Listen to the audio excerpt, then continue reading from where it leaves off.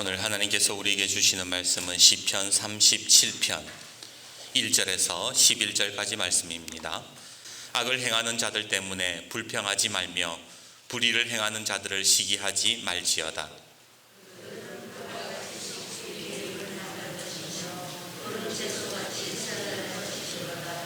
여호와를 의뢰하고 선을 행하라. 땅에 머무는 동안 그의 성실을 먹을거리로 삼을지어다.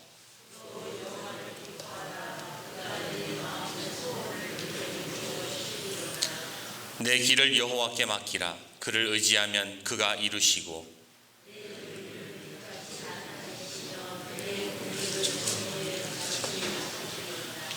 여호와 앞에 잠잠하고 참고 기다리라. 자기 길이 형통하며 악한 꾀를 이루는 자 때문에 불평하지 말지어다.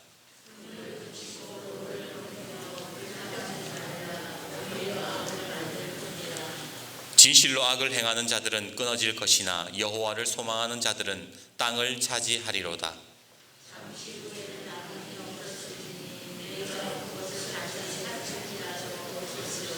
같이요. 그러나 온유한 자들은 땅을 차지하며 풍성한 화평으로 즐거워하리로다. 오늘 주보 앞에 보시면 사진들이 여러 개가 있어요. 제가 이거 준비하느라고 자료 찾느라고 좀 힘들었어요. 주변 앞면을 보시면 여러 사진들 중에 맨 위에 줄 사진을 한번 보십시오. 맨 위에 줄 첫 번째 사진은 6.25 전쟁 당시 우리나라 국방부 장관이었던 신성모 장관이고요. 그 옆에는 김윤근 당시 국민방위군 준장 별 하나죠. 그리고 맨 위에 세 번째 사진은 6.25 당시 소집된 국민방위군의 사진입니다. 그런데 이 위에 사진들은 우리나라에서 참 아픈 역사를 가지고 있어요. 1950년 9월 인천 상륙작전으로 전세가 역전되었고 연합군이 압록강까지 올라갔잖아요. 하지만 중공군이 다시 참여하면서 후퇴할 수밖에 없었어요. 여러분 보세요. 이제 사진 그만 보시고 사진 관상 보시지 마시고 저를 봐주세요. 이제 압록강까지 올라갔다가 중공군이 쳐들어오니까 다시 후퇴할 수밖에 없었는데 후퇴하면서 보니까 북한 지역에 남성들이 많이 있잖아요. 이 사람들 놓고 가면 전부 다 인민군이 될 가능성이 커요. 그래서 이 정부가 어떻게 하냐면 국민방위군이라는 조직을 만들어 가지고는 이 북한 지역에 있는 남자 50만 명을 소집한 거예요. 이 사람들 인민군 만들면 안 된다 그래가지고 50만 명을 데리고 남쪽으로 내려갑니다. 당연히 나라가 백성을 군인으로 소집했으니 먹여주고 입혀주고 재워줄 거라고 생각하고 사람들이요 가벼운 차림으로 길을 나섰는데 이게 웬일입니까? 이 50만 명에게 그 엄동설한 추운 겨울에 의복은커녕 제대로 된 식량을 주지 않았던 거예요. 그 이유가 어디에 있느냐? 바로 국민방위군 준장이었던 두 번째 사진, 이 김윤근이라는 사람이 장병들에게 지급되어야 할 보급품을 중간에서 다 횡령해 먹은 거예요. 다 빼먹은 거예요. 그 당시 돈으로 23억, 오늘날로 환산하면 15조래요. 15조가 되는 돈을 착복하고 쌀도 무려 5만 2천 섬이나 빼돌렸던 겁니다. 문제는 그때가 12월에 가장 추운 겨울이었는데 50만의 장병들이 북쪽에서 걸어서 남쪽으로 이동하는데 얼마나 추웠겠어요? 얼마나 배가 고팠겠어요? 그 사람들 원래 훈련시켜가지고 다시 이제 군인으로 사용하려고 김해 훈련소로 갔는데 김해 훈련소에서 우리 받을 여력이 안 된다. 우리는 이 사람들 다 수용 못한다. 그래가지고 안 받아줘가지고 어디로 가냐면 김해에서 진주로 내려가요. 진주에서 받아줬느냐? 안 받아줬어요. 진주에서 또 마산으로 갔어요. 그렇게 100일 동안 걸어서 내려가는데 방한복도 없고 먹을 것도 없고 그 어떻게 사람들이 버티겠어요? 그 100일 동안 죽은 사람이 12만 명이에요. 그리고 20만 명이 그 추운 겨울에 동상에 걸려서 손과 발을 잘라내야 됐던 겁니다. 국민방위대를 맡은 이 김윤건은요, 군인이 아니에요. 나라를 위해 싸워본 적도 없고 그냥 정치질하면서 여기저기 기웃거리던 인간이에요. 그런 사람을 이 신성모 국방부 장관이 자기 사람이라고, 자기 친한 사람이라고 그 국민방위대 원스타에 앉혀놓고는 그 짓거리를 한 거라는 거예요. 이런 역사를 볼 때마다 너무 짜증나고 너무 화가 나요. 이 사람들 때문에 얼마나 많은 사람이 죽었습니까?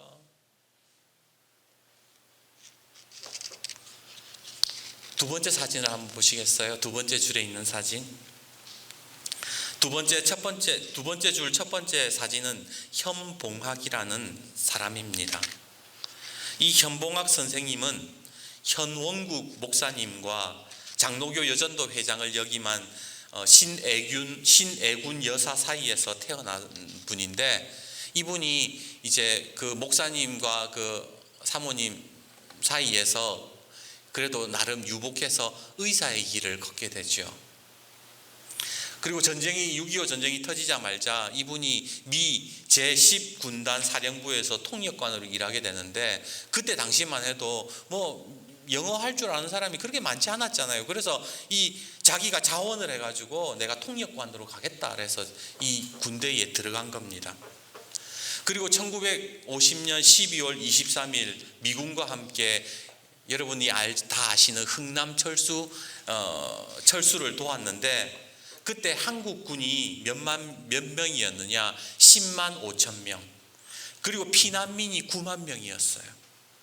20만 명. 그 20만 명이 흥남 철수하는 거기에서 막 아수라장이 돼가지고 막 들썩들썩거리는데, 문제는 이 흥남 철수하면서 사람들을 배에 태워야 되는데 배가 정원이 한정이 돼 있잖아요. 사람은 너무 많아요. 배에다가 사람이 탈 수가 없어요. 버리고 가야 되나 그냥 뭐 어떻게 해야 되나 고민하던 그 사령관에게 이 현봉학 선생님이 가서 설득을 하는 거예요. 아닙니다. 이 사람들은 우리 핏줄이고 우리 국민이에요. 한 사람이라도 더 살려야 돼요. 생각을 바꾸셔야 됩니다. 그렇게 애타게 부탁을 하자 그 진심이 통했는지 이 미군들이요, 배에 있는 무기를 다 버려버려요. 사람 한 사람이라도 더 태우려고.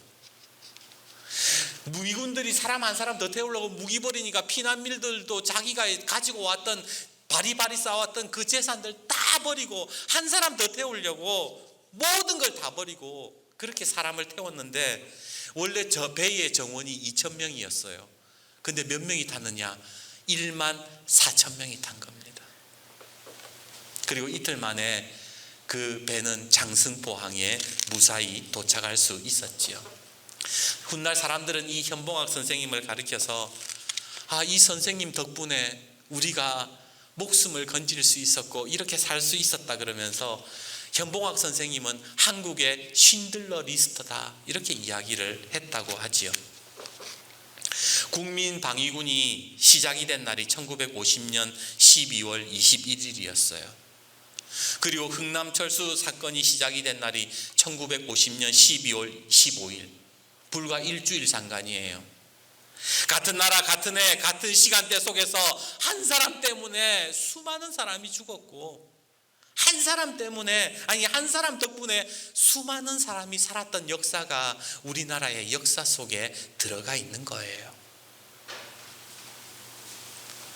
인생은요, 누구 때문에 원망되어지는 인생이 있고 누구 덕분에 감사하고 살게 되는 인생이 있더라는 거예요. 재미있는 사실은 성경에도 이와 비슷한 이야기들이 있어요. 여러분들이 아시는 요나서를 보면 선지자 요나를 태운 배가 이 다시스로 향해서 가다가 이 배가 풍랑을 만나게 돼요. 막 미친 바람이 부니까 막 배가 부서지고 사람들이 살려고 짐을 바다에 다 던져버리고, 그래도 폭풍이 그치지 않고 이 죽을 위험에 처하자 사람들이 어떤 생각을 하느냐? 이거 분명히 누구 문제가 있다. 제비 한번 뽑아보자. 그래가지고 제비를 뽑게 되는데 누가 뽑혀요? 요나가 뽑히는 거예요. 요나서 1장 7절 그들이 서로 이르되 자, 우리가 제비를 뽑아 이 재앙이 누구로 말미암아 우리에게 임하였나 보자, 알아보자 하고 곧 제비를 뽑으니 제비가 요나에게 뽑힌지라. 그 전까지는 요나가 참 태평하게요, 막 바람이 불고 배가 깨지고 사람들이 막 짐 바다에 던지고 난리 굿을 피워도 배 밑에서 그냥 쿨쿨 자고 있었어요, 태평하게. 그러다가 제비가 딱 뽑히고 나자 뭐라 그래요? 이게 다 나 때문이요, 내 탓이요, 그러면서 나를 바다에 던지시오, 이런 소리를 하고 있더라는 거예요. 지금 누구 때문에 이 난리가 났는데 요나라는 저 인간 때문에 전 재산 잃고 죽게 생겼는데 얼마나 무책임하게 행동을 합니까? 요나 때문에 사람들이 그런 풍랑을 만나게 된 거예요. 또 풍랑에 관련된 사건이 있어요. 사도행전 27장에 보면 사도 바울을 태우고 이 로마로 향하던 배가 유라굴로라는 태풍을 만나게 됩니다. 광풍을 만나요. 똑같이 그 배도 깨지고 모든 짐을 다 버려야 되고 사람들이 온갖 방법을 동원해 봤지만 어쩔 도리가 없는 거예요. 아이고 이제 죽었다, 그렇게 생각하는데 사도 바울이 뭐라고 얘기합니까? 사도행전 27장 24절과 25절에 이렇게 말씀합니다. 바울아, 두려워하지 말라. 네가 가이사 앞에 서야 하겠고 또 하나님께서 너와 함께 항해하는 자를 다 내게 주셨다 하였으니 그러므로 여러분들이여 안심하라. 나는 내게 말씀하신 그대로 되리라고 하나님을 믿노라. 여러분 걱정하지 마세요. 하나님이 복음을 전하기 위해서 저하고 여러분들 다 살려주신대요. 저는 그 하나님 약속의 말씀을 믿습니다. 그렇게 말했던 거예요. 그리고 그 결과 바울의 배는 멜리데라는 섬에 도착했고 모두가 목숨을 부지할 수가 있었지요. 똑같은 풍랑을 만났고 똑같은 상황을 겪었습니다. 그런데 하나는 요나 때문에 일어난 일이고 하나는 바울 덕분에 모두가 살아나게 되더라는 거예요. 오늘 여러분들의 인생은 어떠세요? 여러분들이 지금까지 살아오면서 여러분 때문에, 나 때문에 누군가의 원망 듣는 인생을 살고 있습니까? 아니면 나 덕분에 많은 사람들이 행복해졌다라고, 감사하다라고 말하는 그런 인생을 살고 계십니까?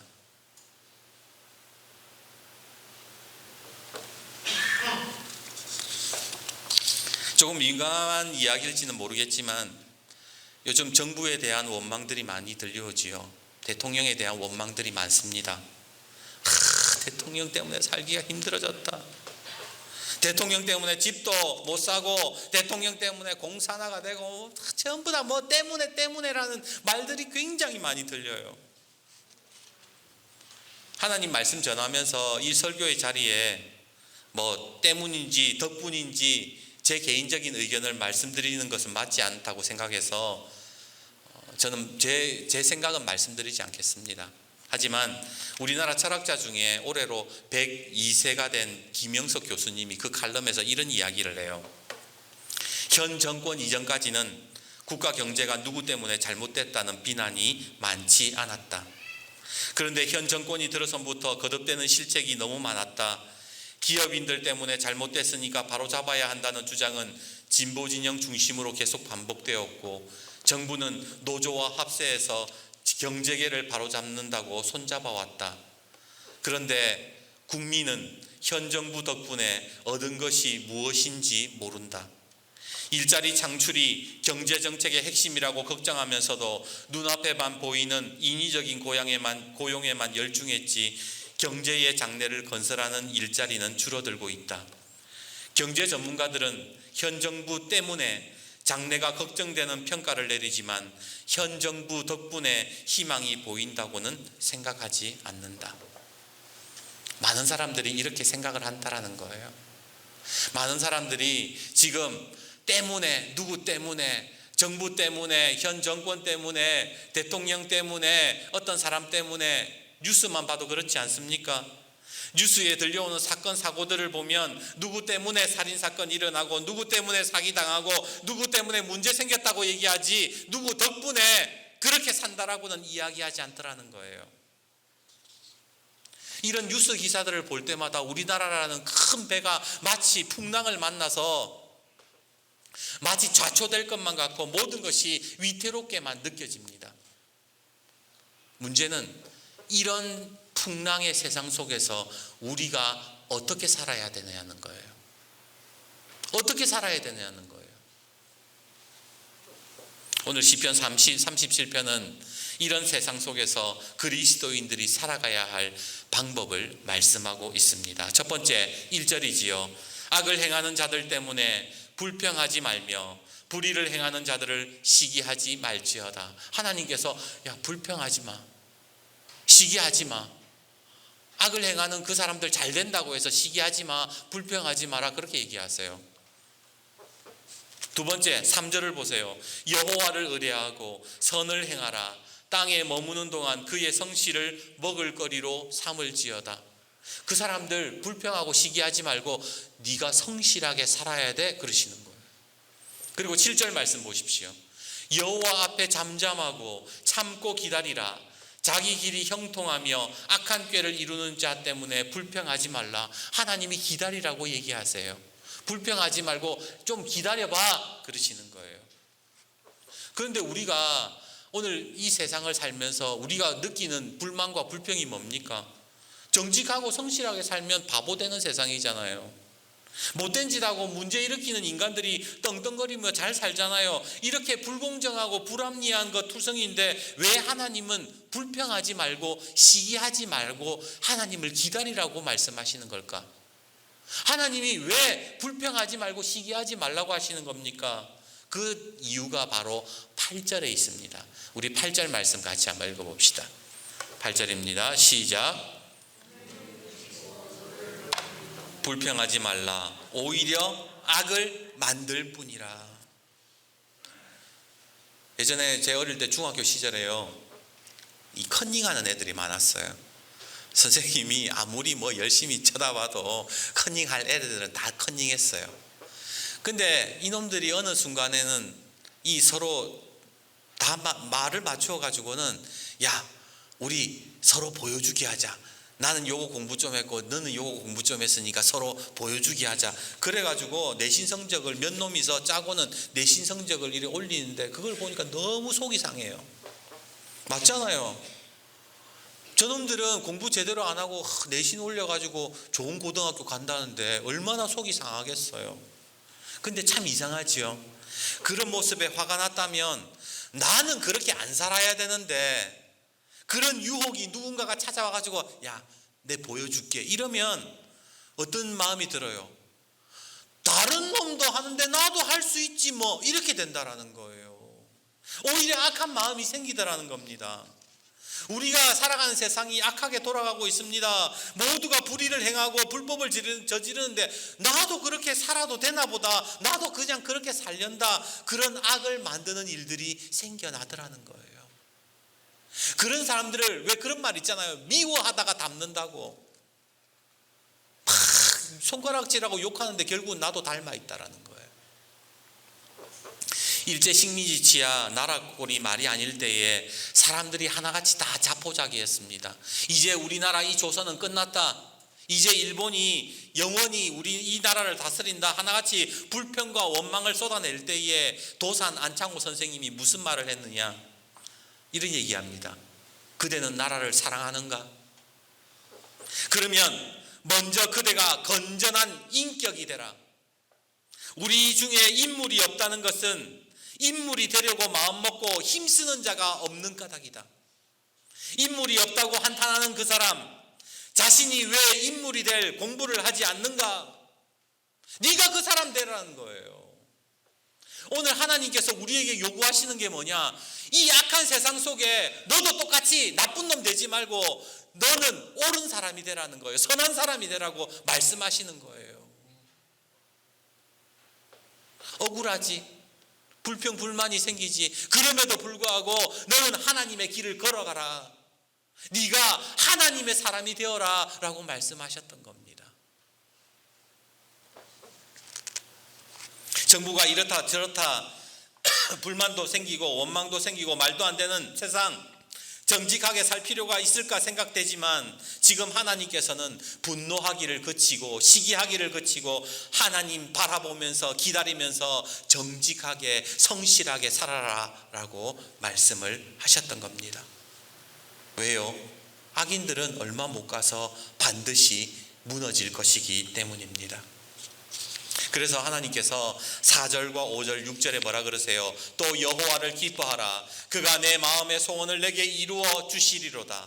내 길을 여호와께 맡기라. 그를 의지하면 그가 이루시고 내 의를 빛같이 나타내시며 내 공의를 정오의 빛같이 하시리로다. 아멘. 여러분, 오늘 이 말씀 믿으세요? 하나님을 기뻐하면 소원이 이루어 주시고 여호와께 길을 맡기면 하나님께서 내 길을 인도하시고 이루어 주시고 빛같이 내 의를 빛같이 공의를 정오의 빛같이 만들어 주실 것을 믿으세요? 이게 문제인 거예요. 그럴까? 과연 하나님이 그렇게 해주실까? 여전히 우리 속에 의심이 있는 거잖아요.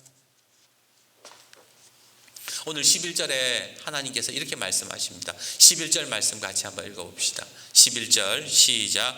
그러나 온유한 자들은 땅을 차지하며 풍성한 화평으로 즐거워하리로다. 여기에서 온유하다라는 말을 여러분 잘 생각해야 돼요. 우리가 보통 온유하다 그러면 성격 좋은 사람, 그죠? 웬만해서 화 안 내는 사람, 둥글둥글하게 사는 사람 온유하다고 말하잖아요. 그런데 여기에서 말하는 온유는 그런 온유가 아니에요. 예전에도 말씀드렸습니다만 헬라 말로 프라우테스라고 해서 길들여진 온순함이란 얘기예요. 옛날에는요, 사람들이 좋은 달리는 말 있죠. 좋은 말을 얻기 위해서 집에서 사육하는 말 말고 밖에 돌아다니는 야생말을 잡아다가 길들이기를 선호했습니다. 왜냐하면 이 태생적으로 집에서 자란 말하고 야생으로서 잡아와가지고 길들여진 말하고는 이게 태생적으로 완전히 다른 거예요. 어디에서 달라지느냐? 바로 전쟁터에서 달라지는 거예요.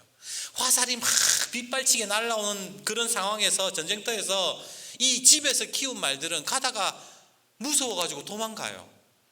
근데 이 야생성을 가지고 있는 길들여진 야생마는요, 화살이 오든 말든 주인이 가라 그러면 가는 거예요.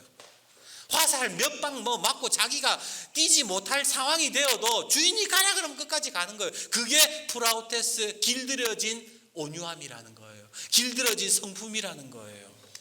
오늘 시편 37편의 11절 말씀에 온유함이라는 게 뭐냐면, 오늘 아까 여러분이 우리가 이 말도 안 되는 세상 속에서 하나님 말씀을 하나님께서 이렇게 인도해 주실 것을 믿으십니까? 했을 때에 잘 모르겠는데, 우리 그렇잖아요. 솔직히 정말 하나님께서 이렇게 해주실 것이다 라는 믿음 없이 예배당 문을 열고 나가면 또 세상에서 우리는 쓰러지고 또 흔들리고 또 무너지잖아요.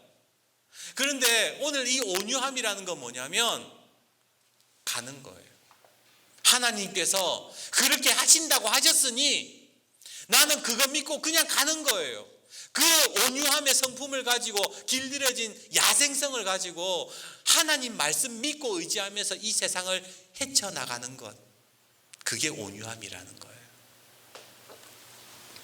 제 아무리 세상이 요지경이라 하더라도 하나님이 말씀하셨기에 말씀 붙들고 약속 믿으면서 이겨내면서 살아가는 것, 그것이 온유한 자의 삶이더라는 겁니다. 그래서 민수기 12장 3절에 모세를 향해서 뭐라 그래요? 이 사람 모세는 온유함이 지면의 모든 사람보다 더하더라. 모세만큼 온유한 사람 없다라고 성경은 그렇게 말씀합니다. 왜 모세가 가장 온유하다고 했을까요? 그거는요, 이스라엘의 모든 백성이 불평하고 원망하고 도저히 안 된다라고 얘기할 때에 모세만 하나님의 약속을 믿으면서 그 이스라엘의 인구들을 다 끄집고 출애굽시키고 가나안 땅으로 들어갔기 때문에 그런 거예요.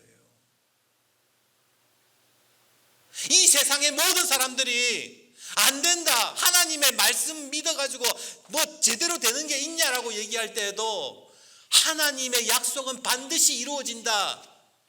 그 약속 믿으면서 굳건하게 끝까지 이 광야를 뚫고 나가는 사람, 그 사람이 온유한 사람이더라는 거예요.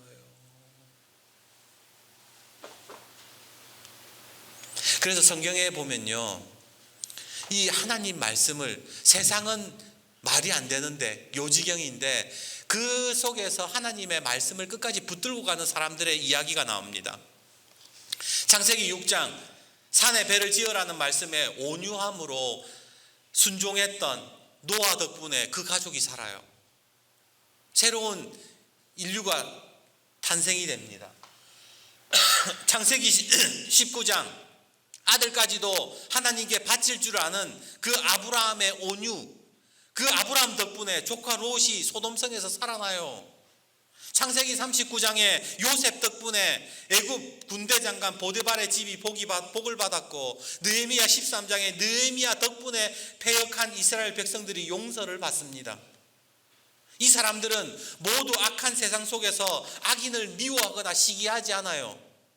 그들을 때문에 불평하지 않습니다. 오히려 이 믿음의 사람들은 하나님의 때를 잠잠하게 기다리면서 하나님 말씀에 순종했다는 거예요.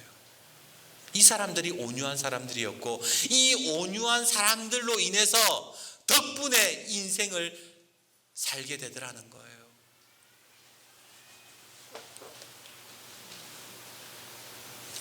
오늘 여러분들의 가정 속에 여러분들의 사연들이 많이 있잖아요. 간혹 이렇게 가다 보면 뭐 상처가 있는 가정들도 있고, 우리 아빠 때문에, 우리 아버지 때문에 참 내가 고생했다, 우리 어머니 때문에 고생했다, 뭐 우리 삼촌 때문에 뭐 술 마시고 노름하고 뭐 이런 이야기들이 막 들려와요. 그런데 우리 예수 믿는 사람들, 여기에 있는 예배자들 여러분은 누군가에게 덕분의 인생, 우리 장로님 덕분에, 우리 권사님 덕분에, 우리 집사님 덕분에 내가 여기까지 왔다, 이렇게 살고 있다, 감사하다, 그런 소리를 들으면 얼마나 좋겠어요. 그러기 위해서는 우리가 하나님 말씀에 온유함으로 순종할 수 있어야 된다라는 겁니다. 이제 말씀을 맺겠습니다. 이제 주보 맨 마지막 사진을 한번 보십시오. 맨 마지막 줄에 사진 두 개가 있지요. 첫 번째 사진은 안동에 있는 김수만 장로님과 사진이고, 옆에는 안동 묵계교회 성도들의 사진입니다. 이 김수만 장로님은 다리가 하나 없으셨어요. 옛날에는 뭐 요 사이에는 뭐 의족 같은 거를 착용해서 다녔겠지만, 옛날에 뭐 그 시대에 의족이라고는 뭐 있었겠습니까? 그냥 이 다리 잘려진 채로 목발을 짚고 그냥 쩔뚝거리시면서 다니셨는데, 이분이 전도를 참 많이 하셨어요. 높은 산, 그 불편한 다리를 가지고 산 꼭대기에도 올라가면서 전도를 하셨는데, 이 장로님에 대한 일화가 하나 전해져 내려와요. 하루는 장로님이 밤에 이렇게 동네를 전도하고 돌아가는 길에, 집에 돌아가는 길에 이제 가셨는데, 이 짓궂게도 마을의 어린 놈들이 새끼줄을 걸어놓고, 장로님이 그때 장에 있는 사람들이 참 많이 괴롭혔잖아요. 낮게 대하고 천하게 대하고 그랬잖아요. 이 동네 어린 놈들이 새끼줄을 밑에다가 딱 달아놓고 장로님이 오는 걸 보면서 넘어지기를 기다리고 있었던 거예요. 그것도 모르고 장로님은 한쪽 발로 건너다가 새끼줄에 걸려서 그만 나가 떨어져서 대굴대굴 굴었어요. 애들이 길길거리고 목발이 어디로 날아갔는지도 모릅니다.